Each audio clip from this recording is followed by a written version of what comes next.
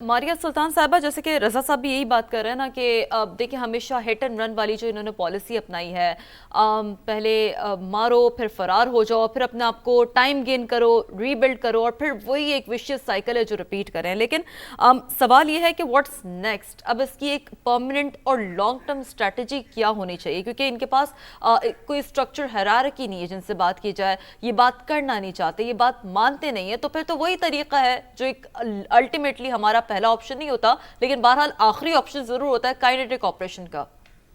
देखिए, पहली बात तो ये कि पाकिस्तान ने ये काइनेटिक ऑप्शन जो है इनफरादी तौर पे नहीं लिया है। पाकिस्तान ने इसको पूरी हिकमत अमली के साथ लेके चला है। सबसे पहले आपने इन पे इक्तिसादी तौर के ऊपर जो है तमाम रास्ते बंद किए हैं। बिलखसूस जो इनकी 3 मेजर सोर्सेज थी। सबसे पहले तो इनको $4.2 बिलियन मिल रहे थे अमेरिका की तरफ से, जो अमेरिकन वजारत दिफा की तरफ से थे। आपने अमेरिका से बातचीत करके उनको वाजे किया कि ये तमाम पैसे जो है वो दर हकीकत अफगानिस्तान की तालिबान रजीम ना तो अफगान नेशनल आर्मी को दे रही है, क्योंकि अफगान नेशनल आर्मी इस वक्त अफगानिस्तान में मौजूद नहीं है, बल्कि ये दहशतगर्दी के लिए इस्तेमाल हो रहे हैं। तो अमेरिकन सदर ने ये कहा कि जी जाहिर है हम इसके ऊपर नजरसानी करेंगे और इसको बंद करेंगे। दूसरे जो थे पैसे जो आपको ह्यूमैनिटेरियन एड की वजह से जो बैन अवी अदारे हैं वो दे रहे हैं, वो अभी भी आपका चैलेंज चल रहा है, क्योंकि जाहिर है वो पैसे डायरेक्टली जो है अफगानिस्तान पहुंचते हैं, वहाँ ऑक्शन होते हैं और फिर दहशतगर्दी के लिए इस्तेमाल होते हैं। तीसरे जो पैसे थे वो इनको मिल रहे थे सरहद से, जहाँ वो गैर कानूनी असलह की खरीदो फरोख्त, दहशत गर्दी, मनशियात फरोशी, इन तमाम चीज़ों को इस्तेमाल कर कर एक तरह से इन्होंने एक रजीम सेंट्रिक अप्रोच बनाई हुई थी।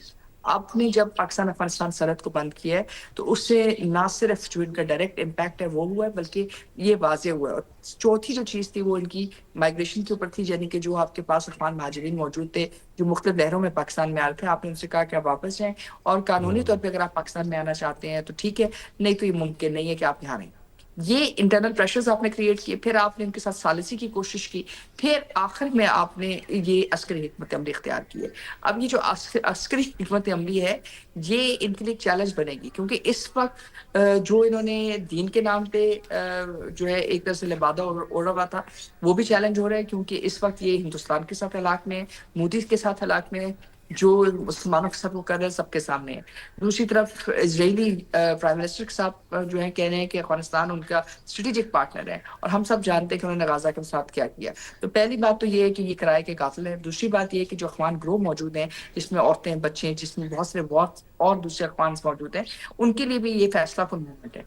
अगर वो बाहर नहीं निकलते हैं और वो वापस अपनी जगह नहीं लेते हैं तो अस्करी कार्रवाई तो जारी रहेगी, लेकिन जो अफगानिस्तान में हम तब्दीली चाहते हैं वो मुमकिन नहीं है।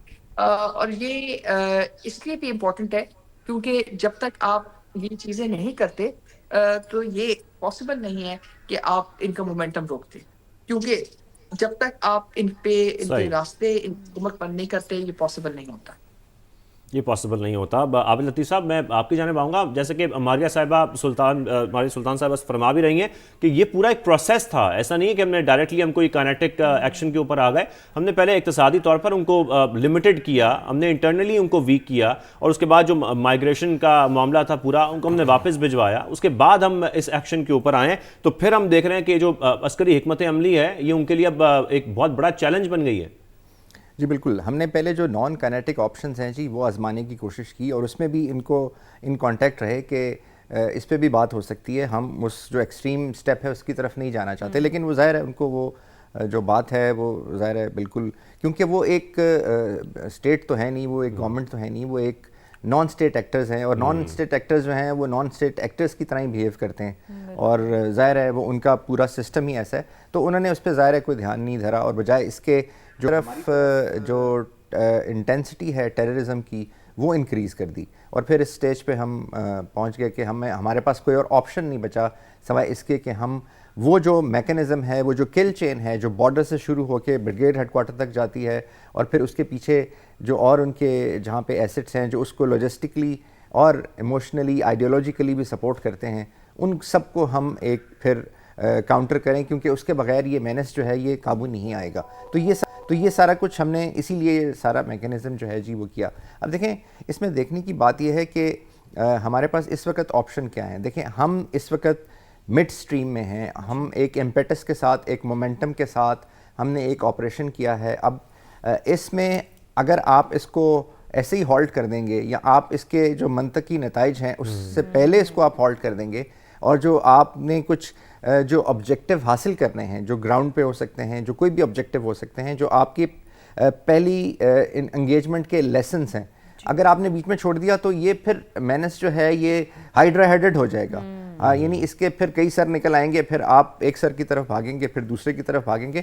تو آئی تھنک اس کو ایسے نہیں چھوڑ سکتے، اس کو اپنے منطقی انجام تک یا اس آپ کہہ لیجیے پیرامیٹر تک پہنچانا بہت ضروری ہے جہاں سے ہمیں دوبارہ اس سچویشن میں نہ جانا پڑے. لیکن منطقی انجام سے آپ کی کیا مراد ہے، اگر آپ تھوڑا سا اس کو الیبوریٹ بھی کر دیں؟ جی، منطقی انجام سے میری مراد یہ ہے کہ وہ امیجیٹ پیرافرنیلیا اور وہ سٹرکچر جو ہمیں امیجیٹلی ہمارے بارڈرز کے ساتھ ہمیں انٹرفیئر کرتا ہے، جہاں سے یہ ساری در اندازی ہوتی ہے، جو یہ کل چین 10 سے 12 کلومیٹر کی ہے، پھر اس کے پیچھے جو جس طرح کی سہولت کاری ہو رہی ہے، وہ جو جگہیں ہیں جہاں پہ ٹیررسٹ کو اور جہاں پہ سوئسائڈ بمبرز کو ٹریننگ دی جاتی ہے، پھر وہ جو اسلحے کے ڈیپو ہیں، پھر وہ جو اسمال آرمز کے کیشے ہیں جہاں پہ لاکھوں رائفلیں پڑی ہوئی ہیں.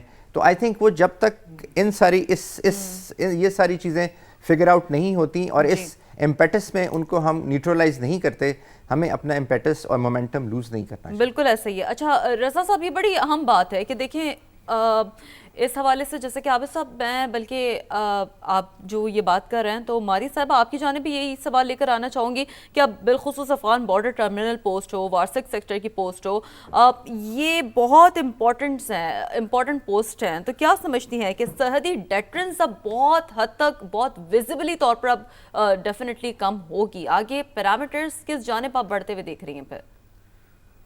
پھر یہ ہے کہ ہمیں یہ سمجھنے کی ضرورت ہے یہ ہو کیا رہا تھا.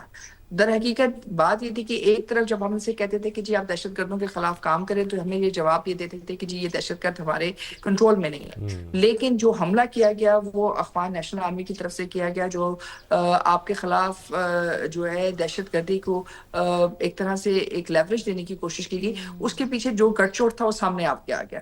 اب ایسی صورتحال میں ظاہر ہے آپ چاہیں گے کہ آپ ایک بفر زون کریٹ کریں، آپ چاہیں گے کہ یہ آپ اس بات کی اجازت نہیں دیں گے.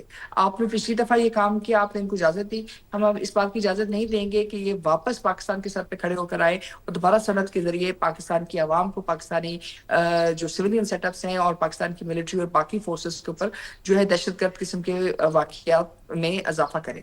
تو ایسی صورتحال میں آپ بفر زون کریٹ کریں گے اور آپ بفر زون پورے پاکستان افغانستان کی سرحد پہ کریٹ کریں گے تاکہ 100 کلومیٹر 200 کلومیٹر جتنا بھی آپ کو ضرورت پڑتی ہے ملٹریلی آپ وہ کام کریں گے. کیونکہ آپ اجازت ہی نہیں دے سکتے ہیں، کیونکہ اگر آپ اجازت دیتے ہیں تو وہ زیر زمین ٹنلز کھولتے ہیں، وہ آپ کے خلاف اسمگلنگ کو استعمال کرتے ہیں، وہ آپ کے خلاف جو عام بیچارے اخوانی ہیں ان کو استعمال کرتے ہیں بطور ہیومن شیلڈ. اور یہ تمام چیزیں کرنے کے بعد وہاں جتنا بھی جو سیٹ اپس ہیں ان کو انفارمیشن دیتے ہیں کہ جی پاکستان یہ کر رہا ہے. لیکن اصل سوال تو یہ ہے کہ پاکستان نے یہ حملہ افغانستان کے اندر کیوں کیا؟ اس لیے کیا کیونکہ آپ دہشت گردی کر رہے تھے، اس لیے کیا کیونکہ آپ دہشت گردی کے ذریعے ایک جو ہے ٹولے کے ذریعے آپ یہ کوشش سمجھ رہے تھے کہ آپ پاکستان کے اوپر اثر انداز ہو سکیں گے.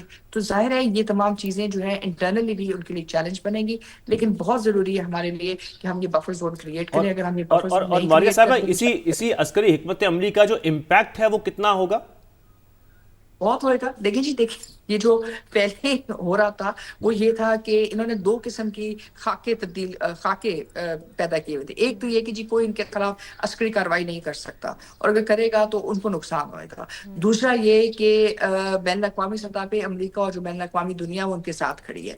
دیکھیں اس وقت کوئی بھی دنیا سے ان کے خلاف یا ان کے ساتھ کوئی آواز نہیں آ رہی. اس کا کیا مطلب؟ اس کا مطلب یہ ہے کہ جو بھی انٹرنیشنل سسٹم میں اس وقت چیلنجز ہیں، UN سیکورٹی کاؤنسل ریزولوشن 1373 اور 1267 کے تحت یہ بات واضح ہے کہ افغانستان کی سرزمین دہشت گردی کے لیے اگر استعمال ہوگی تو آپ حق پر جانب ہیں چیپٹر 7 کے نیچے کہ آپ طاقت کا استعمال کر سکیں.